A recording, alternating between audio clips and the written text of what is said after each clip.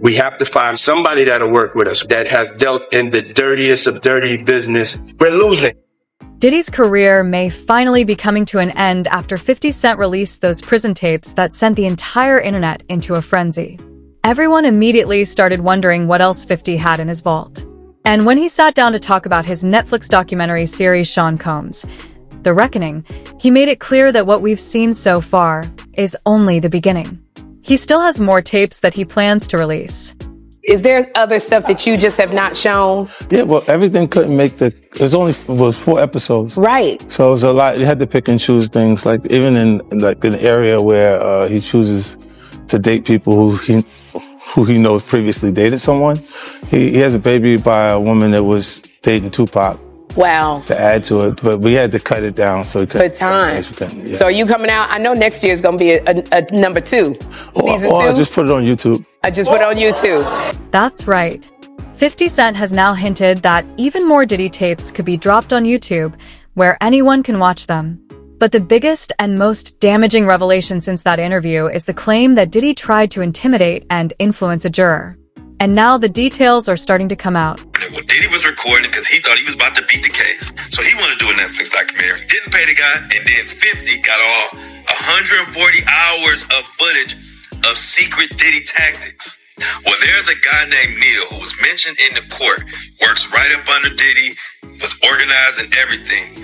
Allegedly, they are saying that he is on video, film, tampering with witnesses, giving out addresses, offering money, bribing, we'll pay for your lawyers, all kind of shit that could be counted as witness tampering, obstruction of justice. And 50, of all people, has his hands on this footage.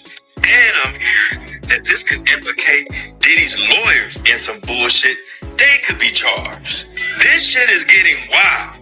And I'm hearing that this 50 Cent documentary is just the fucking tip of the iceberg. This guy in this video said one specific name, and it was Neil, and it automatically made me think of Neil Dominique. Everything that we just covered the other day that came out from Diddy's former chef, Jordan, who was going to be a witness testifying against Diddy in the criminal trial. You remember, she just took to her Instagram calling out Neil Dominique, saying that he was basically the one to give Diddy information that she was testifying to the grand jury. She has been claiming for a while, when she testified to this grand jury on April 2nd of 2024, just 2 weeks later, Diddy's attorney would text her saying, "Dear Chef Jordan, this is Aaron Dyer. I'm Shawn Combs' attorney. I left you a voicemail last week, but wanted to follow up.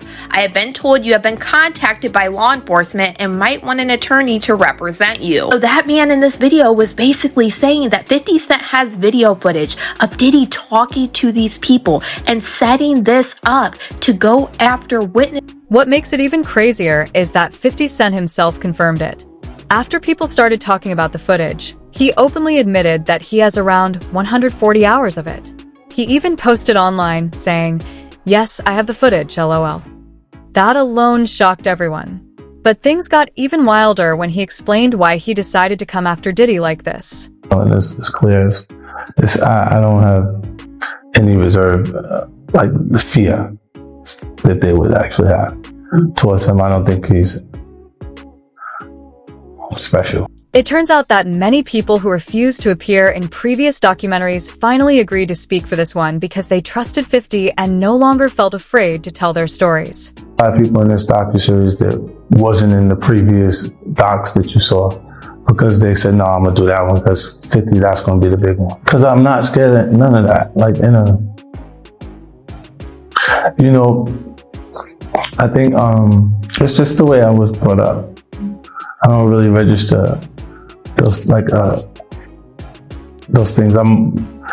I've been through way more extreme things than these people. I look at the project. It's just another project to me, and they can look and create reasoning for it. It could be their personal take on why it's the way it is. But if they watch the docuseries itself, they'll understand it's been done tastefully, and it is the best version of a docuseries that you'll see on this. Well, he is a big part of the culture. Like, he's a respectable. He made it to a respectable position within culture. any smart person would pick their fights. And you say, I don't really get anything out of it. It's not my business anyway, so why say something about it? Like, the docuseries is me putting together people who had different experiences and letting them tell their truth, right? And a lot of things come out that make clarity for you in a different way to it. But I only was comfortable saying stuff about him because I've been saying it for 20 years. I've said it since that day, that day. I'm like, what? One of the biggest moments for him was getting access to footage from Diddy's final days before his arrest and indictment. Watching that raw material for the first time was an explosive and shocking experience, according to 50. Fascinating. A journalist would ask that, but a journalist would also say, I'm going to keep my sources secure. But, but I got it, though. They can blame it on me. There's that. I think he's going to actually like the project. He's going to see that it was done fair, the perspective. Because he's going to see too many people or he'll be consumed by what his personal experience was with each individual that's saying things about him because he lived these things. She's going to understand it. You can interview her following that and I'll do the interview with her. I'll make sure I put it together. Yeah, because I had communications with her to understand it. What's going on. And even though she's not in the docuseries, it was important I spoke to her to understand how things transpired. The husband, I spoke to him away from her, separate individual communications, and then see things kind of match up. Like when people say things, I go, oh, okay, I hear what you said, but if you hear things multiple times from people, different people, it kind of rings true to you. He got old real fast. His hair was jet black, like mine. And the next day, he was like a full. All I saw from him was the raccoon pictures from the courtroom. When they drew him, it was looked like a raccoon. Just like that, 50 Cent stepped back into the spotlight with the one thing he loves most: proof. Real receipts. He made it clear that if you're not making a documentary about your enemy's downfall, then you're not beefing on his level. 50 also explained why the A-listers around Diddy have stayed silent for so long. For years, he quietly collected everything he could on Diddy, patiently waiting for the perfect moment. And now that moment has arrived. Diddy is behind bars, shouting at his lawyers from inside prison, powerless to stop 50's documentary from exploding. His legal team already tried to shut it down, calling it illegal and pressuring Netflix to remove it. However, one major story was missing from the documentary: the death of someone extremely close to Diddy, his former bodyguard, Anthony Wolf Jones. Gene Deal recently spoke out about Diddy's role in Wolf's death and criticized the documentary for leaving it out completely. Gene said the East Coast versus West Coast rivalry didn't start with Big Jake's murder, as many claim. He insists Wolf wasn't the gunman, and that everyone involved knows the truth. Wolf, who handled Puff's security operations, had made it clear he wouldn't travel unless his team was fully protected. He warned Puff and Kirk Burrows multiple times that he wouldn't move without proper security. Kirk Burrows called me up. He's like, yo, Gene, you and Wolf, I got y'all tickets to LA. I said, all right, cool. So I go down there and I pick up the tickets to LA. I got Wolf ticket. So I'm calling Wolf up. I say, yo, Wolf,